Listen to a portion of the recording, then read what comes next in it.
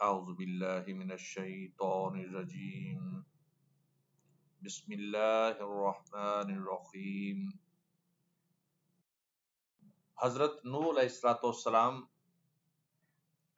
جب قوم نے خود عذاب مانگا، صدیاں بیت گئیں، لیکن حضرت نوح علیہ السلام کا قوم سے بحث و مباحثہ چلتا رہا، جیسے کہ اللہ تعالیٰ نے فرمایا ہے وَلَبِثَ فِيهِمْ أَلْفَ سَنَةٍ إِلَّا 50 عَامًا فَأَخَذَهُمُ الطُّوفَانُ وَهُمْ ظَالِمُونَ۔ سو وہ ان میں 50 برس کم 1000 برس رہے، پھر ان کو طوفان کے عذاب نے آ پکڑا اور وہ ظالم تھے۔ سورہ العنکبوت۔ یعنی اتنی طویل مدت گزر جانے کے بعد تھوڑے سے افراد ایمان لائے۔ جب ایک نسل کے لوگ مرتے تو وہ بعد والوں کو یہ وصیت کر جاتے تھے کہ حضرت نوح علیہ السلام پر ایمان نہ لانا، ان سے جھگڑتے اور ان کی مخالفت کرتے رہنا۔ جب کسی کا بچہ بڑا ہوتا اور ان کی باتیں سمجھنے لگتا تو باپ اپنے بیٹے کو یہی نصیحت کرتا تھا کہ زندگی بھر نوح علیہ السلام پر ایمان نہ لانا۔ ان کی فطرت ایسی بن گئی تھی کہ جیسے ایمان اور حق کی قبولیت کسی صورت گوارا نہ تھی۔ اسی لیے نوح علیہ السلام نے فرمایا وَلَا يَلِدُ إِلَّا فَاجِرًا كَفَّارًا۔ اے اللہ، ان سے جو اولاد ہوگی وہ بھی بدکار اور ناشکر گزار ہوگی۔ یہی وجہ تھی کہ انہوں نے کہا یا نوح قد جدلتنا فاکثرت جدالنا فاتنا بما تعدنا ان كنت من الصادقین۔ قال انما یاتیکم به اللہ ان شاء اللہ وما انتم بمعجزین۔ اے نوح، تم نے ہم سے جھگڑا تو کیا اور جھگڑا بھی بہت کیا، لیکن اگر سچے ہو تو جس چیز سے ہمیں ڈراتے ہو وہ ہم پر لا نازل کرو۔ نوح علیہ السلام نے کہا اس کو تو اللہ ہی چاہے گا تو نازل کرے گا اور تم اس کو کسی طرح ہرا نہیں سکتے۔ سورہ ہود۔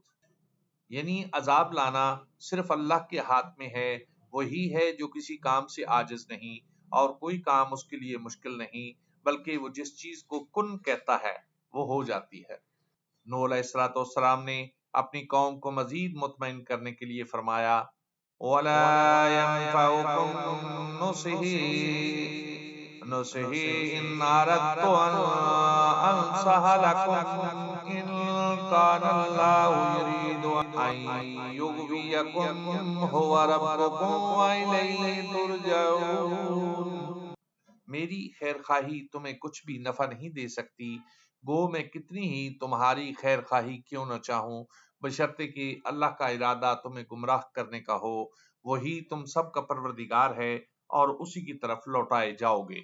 یعنی اللہ تعالیٰ جسے آزمائش میں ڈالنا چاہے اسے کوئی ہدایت نہیں دے سکتا، وہی جسے چاہتا ہے ہدایت دیتا ہے اور جسے چاہتا ہے ہدایت سے محروم رکھتا ہے۔ وہ جو چاہتا ہے کرتا ہے، وہ غالب اور حکمت والا ہے، وہی جانتا ہے کہ کون ہدایت کا مستحق ہے اور کون گمراہی کے لائق ہے۔ اسی کی حکمت کامل اور اسی کی دلیل باطل شکن ہے۔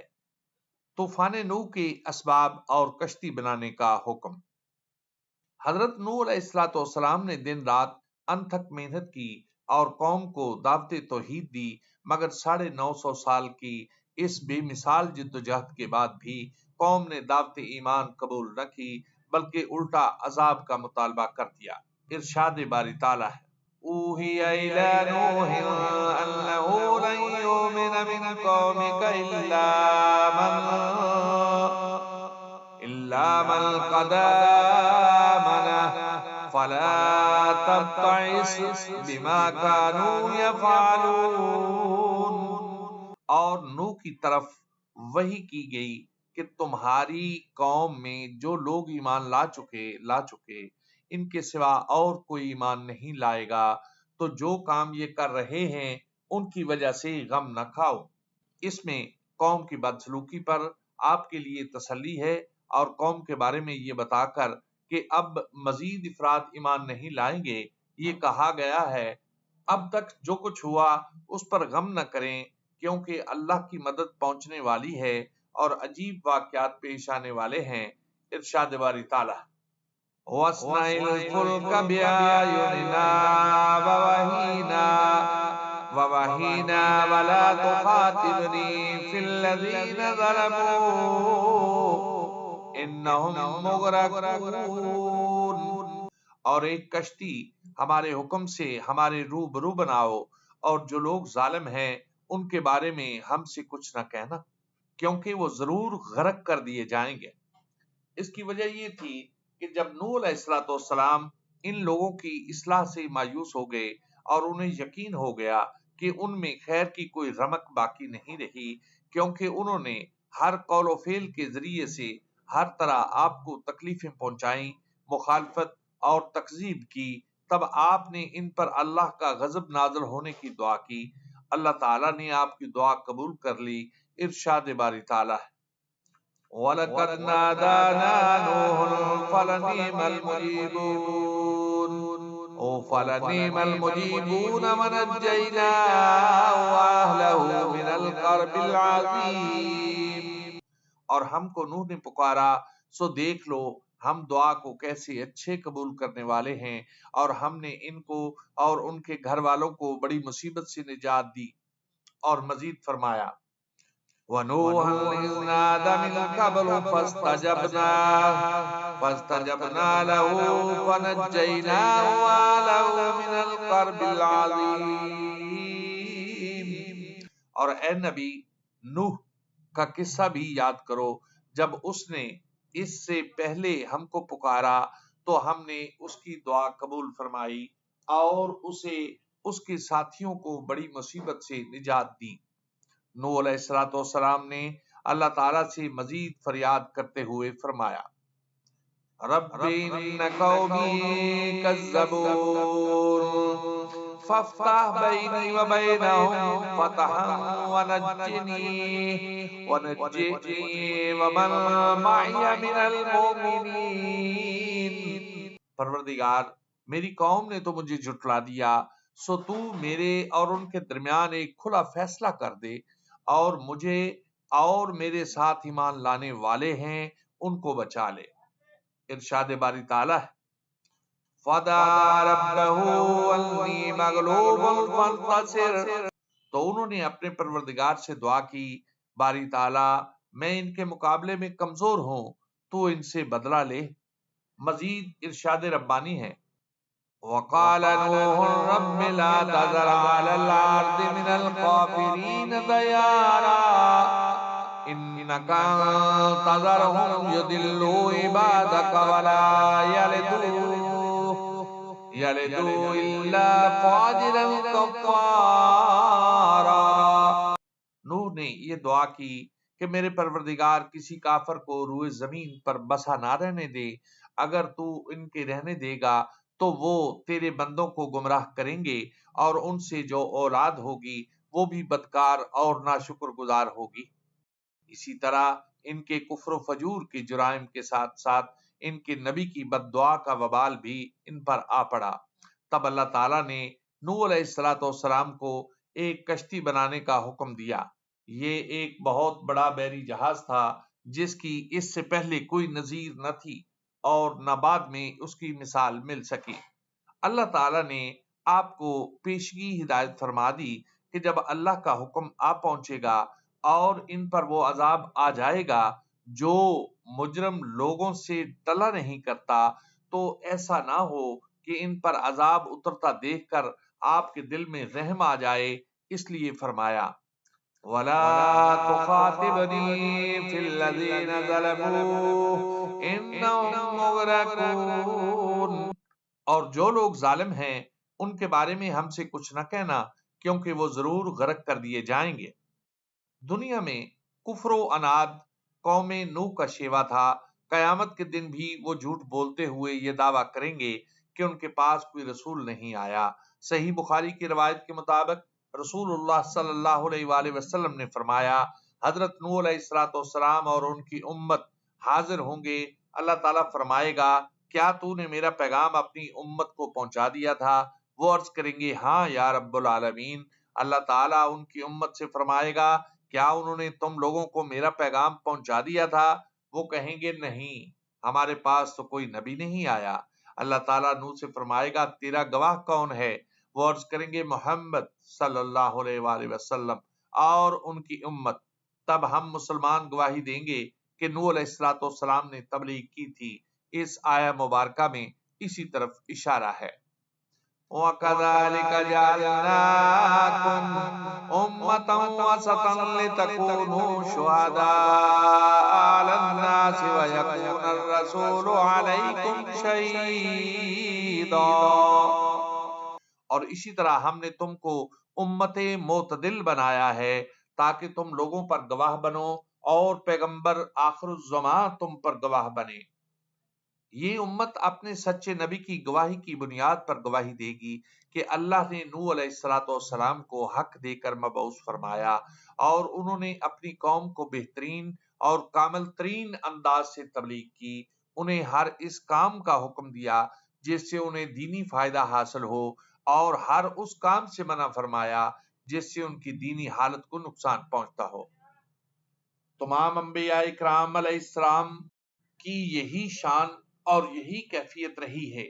وہ تو اپنی قوم پر اتنی شفقت کرنے والے تھے کہ اپنی قوم کو دجال سے بھی متنبع فرمایا، حالانکہ ان کے زمانے میں اس کے ظاہر ہونے کی توقع نہیں تھی۔ حضرت عبداللہ بن عمر رضی اللہ تعالیٰ عنہ سے روایت ہے، انہوں نے فرمایا رسول اللہ صلی اللہ علیہ وآلہ وسلم نے لوگوں میں کھڑے ہو کر اللہ تعالیٰ کی شان کے لائق حمد و ثنا فرمائی، پھر دجال کا ذکر کرتے ہوئے فرمایا میں تمہیں اس سے متنبع کرتا ہوں، ہر نبی نے اپنی قوم کو اس سے ڈرایا ہے، نوح علیہ السلام نے بھی اپنی قوم کو اس دجال سے ڈرایا تھا، البتہ میں تمہیں ایک ایسی بات بتا رہا ہوں جو کسی نبی نے اپنی قوم سے بیان نہیں فرمائی۔ تمہیں معلوم ہونا چاہیے کہ دجال کانا ہے اور تمہارا رب یک چشم نہیں۔ حضرت ابو ہریرہ رضی اللہ تعالیٰ عنہ سے روایت ہے کہ نبی اکرم صلی اللہ علیہ وآلہ وسلم نے فرمایا کیا میں تمہیں دجال کے بارے میں وہ بات نہ بتاؤں جو کسی نبی نے اپنی قوم کو نہیں بتائی؟ وہ کانا ہے، وہ اپنے ساتھ جھوٹ موٹ کی جنت اور جہنم لائے گا، جس کو وہ جنت کہے گا وہ حقیقت میں آگ ہوگی۔ میں تمہیں اس سے ڈراتا ہوں جیسے نوح علیہ السلام نے اپنی قوم کو اس سے متنبع کیا تھا۔ کشتی کی وسعت۔ امام سوری رحمت اللہ علیہ بیان کرتے ہیں کہ اللہ تعالیٰ نے نوح علیہ السلام کو 80 ہاتھ لمبی کشتی بنانے کا حکم دیا اور کہا کہ اسے اندر اور باہر سے تارکول لگائیں اور اس کا اگلا حصہ خمدار بنائیں تاکہ وہ پانی کو چیرتی ہوئی چل سکے۔ حضرت قتادہ رحمہ اللہ کا کہنا ہے کہ کشتی 300 ہاتھ لمبی اور 50 ہاتھ چوڑی تھی۔ ہم نے تورات میں اسی طرح لکھا ہوا دیکھا ہے۔ ان سب نے اس کی بلندی 30 ذراع ذکر کی ہے۔ اس کی 3 منزلیں تھیں، ہر منزل 10 ہاتھ بلند تھی۔ نچلی منزل مویشیوں اور جنگلی جانوروں کے لیے تھی، درمیانی منزل انسانوں کے لیے تھی اور بالائی منزل پرندوں کے لیے تھی۔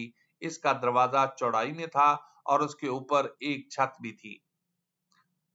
طوفان کی آمد اور نجات پانے والوں کو شکر ادا کرنے کا حکم۔ امام ابن جریر اور دوسرے علماء اکرام نے فرمایا ہے کہ طوفان قبطی حساب کے مطابق اگست کی 13 تاریخ کو شروع ہوا۔ قوم کی مسلسل ہٹ درمی سے عاجز آ کر نوح علیہ السلام نے اپنے رب سے دعا کی اور اللہ تعالیٰ نے دعا قبول کر کے بدکار قوم کو تباہ و برباد کر دیا۔ ارشاد باری تعالیٰ فَإِذَا جَاءَ أَمْرُنَا وَفَارَ التَّنُورُ فَاسْلُكْ فِيهَا مِن كُلِّ زَوْجَيْنِ اثْنَيْنِ وَأَهْلَكَ إِلَّا مَن سَبَقَ عَلَيْهِ الْقَوْلُ مِنْهُمْ وَلَا تُخَاطِبْنِي فِي الَّذِينَ ظَلَمُوا إِنَّهُمْ مُغْرَقُونَ۔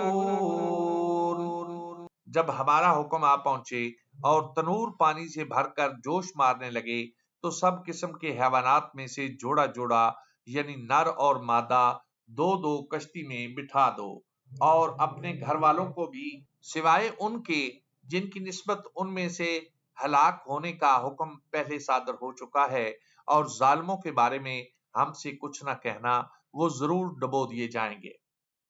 چنانچہ اللہ تعالیٰ نے آپ کو حکم دیا کہ جب میرا حکم آ جائے اور عذاب شروع ہو جائے تو ہر جانور اور ہر جاندار کا ایک ایک جوڑا کشتی میں سوار کر لیں، خواہ ان کا گوشت کھایا جاتا ہو یا نہ کھایا جاتا ہو، تاکہ اس کی نسل باقی رہے، اور اپنے گھر کے افراد کو بھی سوار کر لیں، مگر جس کے بارے میں پہلے فرمان جاری ہو چکا ہے اسے سوار نہ کریں۔ اس سے مراد وہ کافر ہیں جن کے بارے میں آپ کی بد دعا قبول ہو چکی ہے اور ان سے عذاب نہیں ٹل سکتا۔ اللہ تعالیٰ نے حکم دیا کہ عذاب نازل ہوتا دیکھ کر کافروں کے حق میں دعا نہ کر دیں، کیونکہ اس کا حتمی فیصلہ اللہ کی طرف سے ہو چکا ہے، جس کی یہ شان ہے کہ وہ جو چاہتا ہے کرتا ہے۔ آیت میں مذکور لفظ تنور سے اکثر علماء نے سطح زمین مراد لی ہے، یعنی زمین کے ہر حصے سے پانی پھوٹ نکلا، حتیٰ کہ جن تنوروں میں آگ جلائی جاتی ہے ان میں سے بھی پانی نکلنے لگا۔ حضرت ابن عباس رضی اللہ تعالیٰ عنہ سے روایت ہے کہ تنور سے مراد یہ ہے کہ ساری زمین سے پانی نکلنے لگا، یعنی آگ والے تنوروں سے بھی پانی نکلنا شروع ہو گیا۔ جمہور علماء سلف کا یہی موقف ہے۔ اللہ تعالیٰ نے دوسرے مقام پر فرمایا حَتَّى إِذَا جَاءَ أَمْرُنَا وَفَارَ التَّنُورُ قُلْنَا احْمِلْ فِيهَا مِنْ كُلِّ زَوْجَيْنِ اثْنَيْنِ وَأَهْلَكَ إِلَّا مَنْ سَبَقَ عَلَيْهِ الْقَوْلُ وَمَنْ آمَنَ وَمَا آمَنَ مَعَهُ إِلَّا قَلِيلٌ۔ یہاں تک کہ جب ہمارا حکم آ پہنچا اور تنور جوش مارنے لگا تو ہم نے نوح علیہ السلام کو حکم دیا کہ ہر قسم کے جاندار میں سے جوڑا جوڑا یعنی دو دو جانور، ایک نر اور ایک مادہ لے لو، اور جس شخص کی نسبت حکم ہو چکا ہے کہ ہلاک ہو جائے گا اس کو چھوڑ کر اپنے گھر والوں کو اور جو ایمان لایا ہے اس کو کشتی میں سوار کر لو، اور ان کے ساتھ بہت ہی کم لوگ ایمان لائے تھے۔ یعنی اللہ نے حکم دیا کہ جب عذاب آئے تو ہر قسم کے جاندار کا ایک ایک جوڑا کشتی میں سوار کر لیں۔ بائبل میں کہا گیا ہے کہ انہیں ہر حلال جانور کے ساتھ جوڑے اور ہر حرام جانور کا ایک جوڑا سوار کرنے کا حکم دیا گیا تھا، لیکن قرآن مجید کے لفظ اس نئے دو جانور سے اس کی تردید ہوتی ہے۔ ارشاد باری تعالیٰ ہے وَأَهْلَكَ إِلَّا مَنْ سَبَقَ عَلَيْهِ الْقَوْلُ۔ اس کا مطلب یہ ہے کہ کافروں کو چھوڑ کر صرف ان مومنوں کو کشتی میں سوار کریں جن کے حق میں نجات کی دعا قبول ہو چکی ہے۔ آپ کا بیٹا یام بھی ڈوبنے والوں میں شامل تھا، جیسے آئندہ بیان ہوگا۔ ومن آمن یعنی امت کے جو افراد آپ پر ایمان لا چکے ہیں انہیں کشتی میں سوار کر لیجئے۔ آمن معہ الا قلیل، آپ کے ساتھ بہت تھوڑے سے لوگ ایمان لائے، حالانکہ آپ طویل عرصہ تک ان میں تشریف فرما رہے اور ترغیب و ترہیب، وعدہ و وعید کے گوناگوں اسالیب کو استعمال کرتے ہوئے پوری قوم کے ساتھ رات دن تبلیغ میں مصروف رہے۔ کشتی میں سوار ہونے والوں کی تعداد کتنی تھی اس کے بارے میں علماء کے مختلف اقوال ہیں۔ حضرت ابن عباس رضی اللہ تعالیٰ عنہ سے روایت ہے کہ وہ 80 افراد تھے، ان کے ساتھ ان کی بیویاں بھی تھیں۔ کعب احبار سے مروی ہے کہ وہ 72 افراد تھے، بعض نے کہا کہ 10 تھے۔ ایک قول کے مطابق کشتی میں سوار ہونے والوں میں حضرت نوح علیہ السلام خود، ان کے 3 بیٹے اور ایمان نہ لا کر غرق ہو جانے والے یام کی بیوی سمیت نوح علیہ السلام کی 4 بہویں شامل تھیں۔ یہ قول ظاہر طور پر آیت کے خلاف ہے، کیونکہ آیت سے ثابت ہوتا ہے کہ کشتی میں نوح علیہ السلام کے خاندان سے باہر کے مومن افراد بھی سوار ہوئے تھے، جیسے کہ نوح علیہ السلام نے فرمایا نجینی ومن معی من المؤمنین، مجھے اور جو مومن میرے ساتھ ہیں انہیں بچا لے۔ ایک قول کے مطابق وہ 7 افراد تھے۔ نوح علیہ السلام کی بیوی جو آپ کی تمام بیٹوں حام، سام، یافس، یام جسے اہل کتاب کنعان کہتے تھے اور یہی طوفان میں غرق ہوا تھا اور آبر کی ماں تھی، وہ طوفان سے پہلے فوت ہو چکی تھی۔ بعض علماء نے فرمایا ہے کہ وہ بھی ایمان نہ لانے کی وجہ سے دوسرے کافروں کے ساتھ غرق ہو گئی تھی۔ اہل کتاب کا کہنا ہے کہ وہ کشتی میں موجود تھی، ہو سکتا ہے وہ بعد میں کافر ہو گئی ہو، البتہ پہلا قول زیادہ صحیح ہے، کیونکہ نوح علیہ السلام نے عرض کیا تھا لا تذر علی الارض من الکافرین دیارا، کسی کافر کو زمین پر بسا نہ رہنے دے۔ نجات پانے پر شکر ربانی کا حکم۔ جب کافر قوم کی غرقابی کا وقت ہو گیا تو مومنوں کی حفاظت اور نجات کے لیے کشتی اللہ کے حکم سے تیرنے لگی تو اللہ تعالیٰ نے اس نعمت پر شکر ادا کرنے کا حکم دیا۔ فَإِذِ اسْتَوَيْتَ أَنْتَ وَمَن مَّعَكَ عَلَى الْفُلْكِ فَقُلِ الْحَمْدُ لِلَّهِ الَّذِي نَجَّانَا مِنَ الْقَوْمِ الظَّالِمِينَ وَقُلْ رَبِّ أَنزِلْنِي مُنزَلًا مُبَارَكًا وَأَنْتَ خَيْرُ الْمُنزِلِينَ۔ اور جب تم اور تمہارے ساتھی کشتی میں بیٹھ جاؤ تو اللہ کا شکر ادا کرنا اور کہنا کہ سب تعریف اللہ ہی کے لیے ہے جس نے ہم کو ظالم لوگوں سے نجات بخشی، اور یہ بھی دعا کرنا کہ اے پروردگار ہم کو مبارک جگہ اتار اور تو سب سے بہتر اتارنے والا ہے۔ یعنی اللہ تعالیٰ نے نوح علیہ السلام کو حکم دیا کہ وہ اللہ کی تعریف اور شکر کریں، کیونکہ اس نے یہ کشتی ان کے لیے مسخر فرمائی، اس کے ذریعے سے انہیں نجات دی، قوم کا فیصلہ کر دیا اور مخالفین کی تباہی کے ساتھ نوح علیہ السلام کی آنکھیں ٹھنڈی کر دیں، جیسے ارشاد ہوا وَالَّذِي خَلَقَ الْأَزْوَاجَ كُلَّهَا وَجَعَلَ لَكُم مِّنَ الْفُلْكِ وَالْأَنْعَامِ مَا تَرْكُبُونَ لِتَسْتَوُوا عَلَى ظُهُورِهِ ثُمَّ تَذْكُرُوا نِعْمَةَ رَبِّكُمْ إِذَا اسْتَوَيْتُمْ عَلَيْهِ وَتَقُولُوا سُبْحَانَ اللَّهِ الَّذِي سَخَّرَ لَنَا هَٰذَا وَمَا كُنَّا لَهُ مُقْرِنِينَ وَإِنَّا إِلَىٰ رَبِّنَا لَمُنقَلِبُونَ۔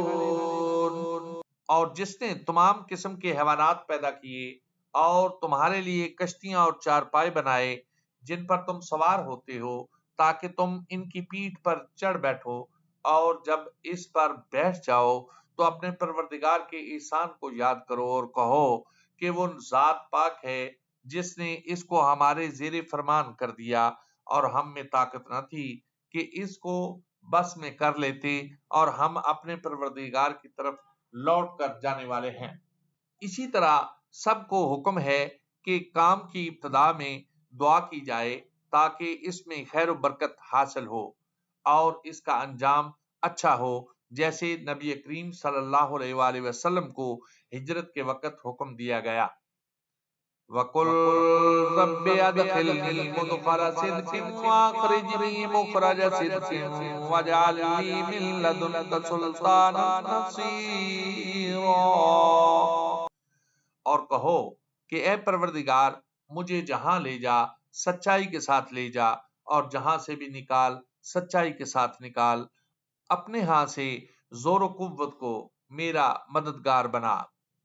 نوح علیہ السلام نے اللہ تعالیٰ کے اس حکم کی تعمیل کی اور ساتھیوں سے فرمایا ارکبوا فیہا بسم اللہ مجرہا ومرساہا ان ربی لغفور رحیم۔ اس کشتی میں سوار ہو جاؤ، اللہ ہی کے نام سے اس کا چلنا اور ٹھہرنا ہے، بے شک میرا پروردگار بخشنے والا مہربان ہے۔ یعنی اس کے چلنے کی ابتدا و انتہا اللہ کے نام سے ہے۔ میرا رب بخشنے والا رحم کرنے والا ہے، لیکن ساتھ ہی وہ سخت سزا دینے والا بھی ہے۔ اس لیے اس کا عذاب مجرموں پر آ کر رہتا ہے جیسے لوگوں پر آیا جنہوں نے اس کے ساتھ کفر کیا اور غیر اللہ کی عبادت کی۔ طوفان نوح کی کیفیت اور نوح علیہ السلام کے بیٹے کی غرقابی۔ ارشاد باری تعالی وَهِيَ تَجْرِي بِهِمْ فِي مَوْجٍ كَالْجِبَالِ، اور وہ ان کو لے کر طوفان کی لہروں میں چلنے لگی۔ لہریں کیا تھیں؟ گویا کے پہاڑ تھے۔ اس کی وجہ یہ تھی کہ اللہ تعالیٰ نے آسمان سے ایسی شدید بارش نازل فرمائی جو زمین پر اس سے پہلے کبھی نہیں ہوئی تھی، نہ بعد میں کبھی ہوگی۔ یوں لگتا تھا جیسے مشکوں کے منہ کھول دیے گئے ہوں، اور اللہ کے حکم سے زمین پر ہر راستے پر اور ہر قطعے سے پانی پھوٹنے لگا، جیسے کہ اللہ تعالیٰ نے ارشاد فرمایا فَدَعَا رَبَّهُ أَنِّ مَغْلُوبٌ فَانتَصِرْ فَفَتَحْنَا أَبْوَابَ السَّمَاءِ بِمَاءٍ مُنْهَمِرٍ وَفَجَّرْنَا الْأَرْضَ عُيُونًا فَالْتَقَى الْمَاءُ عَلَى أَمْرٍ قَدْ قُدِرَ وَحَمَلْنَاهُ عَلَى ذَاتِ أَلْوَاحٍ وَدُسُرٍ تَجْرِي بِأَعْيُنِنَا جَزَاءً لِمَنْ كَانَ كُفِرَ۔ تو نوح علیہ السلام نے اپنے پروردگار سے دعا کی کہ الہی میں ان کے مقابلے میں کمزور ہوں، تو ان سے بدلہ لے۔ پس ہم نے زور کے منہ سے آسمان کے دہانے کھول دیے اور زمین میں چشمے جاری کر دیے، تو پانی ایک کام کے لیے جو مقدر ہو چکا تھا جمع ہو گیا، اور ہم نے نوح کو ایک کشتی پر جو تختوں اور میخوں سے تیار کی گئی تھی سوار کر لیا، وہ ہماری آنکھوں کے سامنے چلتی تھی۔ یہ سب کچھ اس شخص کے انتقام کے لیے کیا گیا جس کو کافر مانتے نہ تھے۔ اللہ تعالیٰ نے مزید فرمایا اِنَّا لَمَّا طَغَى الْمَاءُ حَمَلْنَاكُمْ فِي الْجَارِيَةِ لِنَجْعَلَهَا لَكُمْ تَذْكِرَةً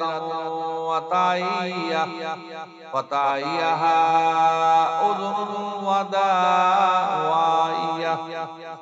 أُذُنٌ وَاعِيَةٌ۔ جب پانی طغیانی پر آیا تو ہم نے تم لوگوں کو کشتی پر سوار کر لیا تاکہ اس کو تمہارے لیے یادگار بنائیں اور یاد رکھنے والے کان اسے یاد رکھیں۔ کئی مفسرین نے فرمایا کہ پانی بلند ترین پہاڑ سے بھی 15 ہاتھ بلند تھا۔ بائبل میں یہی لکھا ہوا ہے۔ حضرت ابن عباس رضی اللہ تعالیٰ عنہ نے فرمایا کہ پانی کثرت سے نکل آیا، یعنی مشرق سے مغرب تک ساری زمین کے طول و عرض میں، میدانوں میں، پہاڑوں، صحراؤں اور چٹیل میدانوں میں ہر جگہ آیا، جس کے نتیجے میں ہر زندہ چیز ہلاک ہو گئی۔ ارشاد باری تعالی وَنَادَى نُوحُ ابْنَهُ وَقَالَ فِي مَعْزِلٍ يَا بُنَيَّ ارْكَبْ مَعَنَا وَلَا تَكُن مَعَ الْكَافِرِينَ قَالَ سَآوِي إِلَىٰ جَبَلٍ يَعْصِمُنِي مِنَ الْمَاءِ قَالَ لَا عَاصِمَ الْيَوْمَ مِنْ أَمْرِ اللَّهِ إِلَّا مَنْ رَحِمَ وحال بينهما الموج فكان من المغرقين۔ اس وقت نوح نے اپنے بیٹے کو پکارا جو کہ کشتی سے الگ تھا کہ بیٹا ہمارے ساتھ سوار ہو جا اور کافروں میں شامل نہ ہو۔ اس نے کہا میں ابھی پہاڑ سے جا لگوں گا، وہ مجھے پانی سے بچا لے گا۔ انہوں نے کہا کہ آج اللہ کے عذاب سے کوئی بچانے والا نہیں اور نہ کوئی بچ سکتا ہے مگر جس پر اللہ رحم کرے۔ اتنے میں دونوں کے درمیان لہر حائل ہو گئی اور وہ ڈوب کر رہ گیا۔ یہ نوح علیہ السلام کا بیٹا یام تھا جو سام، حام اور یافس کا بھائی تھا۔ بعض علماء نے اس کا نام کنعان بتایا ہے۔ وہ کافر اور فاسق تھا، اس نے اپنے والد کا سچا دین قبول نہیں کیا، اس لیے ہلاک ہونے والوں کے ساتھ ہلاک ہو گیا، جبکہ آپ کا دین اور مذہب قبول کرنے والے نجات پا گئے، حالانکہ وہ ان سے نسبی تعلق نہیں رکھتے تھے۔ اور طوفان ختم ہو گیا۔ ارشاد باری تعالی اور طوفان ختم ہو گیا۔ ارشاد ربانی ہے۔ وَقِيلَ يَا أَرْضُ ابْلَعِي مَاءَكِ وَيَا سَمَاءُ أَقْلِعِي وَغِيضَ الْمَاءُ وَقُضِيَ الْأَمْرُ وَاسْتَوَتْ عَلَى الْجُودِيِّ وَقِيلَ بُعْدًا لِلْقَوْمِ الظَّالِمِينَ۔ اور حکم دیا گیا کہ اے زمین اپنا پانی نگل جا اور اے آسمان تھم جا، تو پانی خشک ہو گیا اور کام تمام کر دیا گیا، اور کشتی کوہ جودی پر جا ٹھہری، اور کہہ دیا گیا کہ بے انصاف لوگوں پر لعنت ہو۔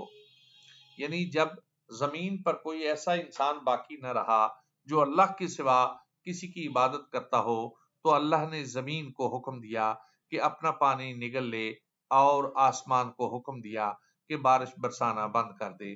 چنانچہ پانی اترنے لگا اور مجرموں کو وہ سزا مل گئی جس کا اللہ نے فیصلہ کر رکھا تھا۔ وہ اپنی بدعمالیوں کی وجہ سے اللہ کی رحمت و مغفرت سے محروم رہے۔ اس کے بعد اللہ تعالیٰ نے بیان فرمایا ہے کہ نوح علیہ السلام نے اپنے بیٹے کے حق میں رب سے دعا فرمائی اور سوال کیا کہ وہ کیوں غرق ہوا۔ اس سوال کا مقصد محض حصول علم تھا، یعنی اے اللہ، تو نے مجھ سے میرے اہل و عیال کو بچانے کا وعدہ فرمایا تھا، پھر میرا بیٹا کیوں غرق ہو گیا، حالانکہ وہ بھی میرے اہل و عیال میں شامل تھا۔ اللہ تعالیٰ نے فرمایا وہ تیرے گھرانے کے ان افراد میں شامل نہیں تھا جن کی نجات کا وعدہ کیا گیا تھا، کیونکہ یہ فرمایا گیا تھا وَأَهْلَكَ إِلَّا مَنْ سَبَقَ عَلَيْهِ الْقَوْلُ مِنْهُمْ، اور اپنے گھر والوں کو بھی بٹھا لو سوائے ان کے جن کے حق میں ان میں سے ہلاک ہونے کا حکم صادر ہو چکا ہے۔ اور وہ ان افراد میں شامل تھا جن کے غرق کیے جانے کا فیصلہ ہو چکا تھا، اس لیے وہ اہل ایمان سے الگ ہو کر کفار سے مل گیا اور انہی کے انجام سے دوچار ہوا۔ اس کے بعد اللہ تعالیٰ نے حکم دیا یا نوح اهبط بسلام منا وبرکات علیک وعلی ممن معک وأمم سنمتعهم ثم يمسهم منا عذاب علیم۔ اے نوح، ہماری طرف سے سلامتی اور برکتوں کے ساتھ جو تم پر اور تمہارے ساتھ کی جماعتوں پر نازل کی گئی ہیں اتر آؤ، اور کچھ اور جماعتیں ہوں گی جن کو ہم دنیا کے فوائد سے بہرہ ور کریں گے، پھر ان کو ہماری طرف سے دردناک عذاب پہنچے گا۔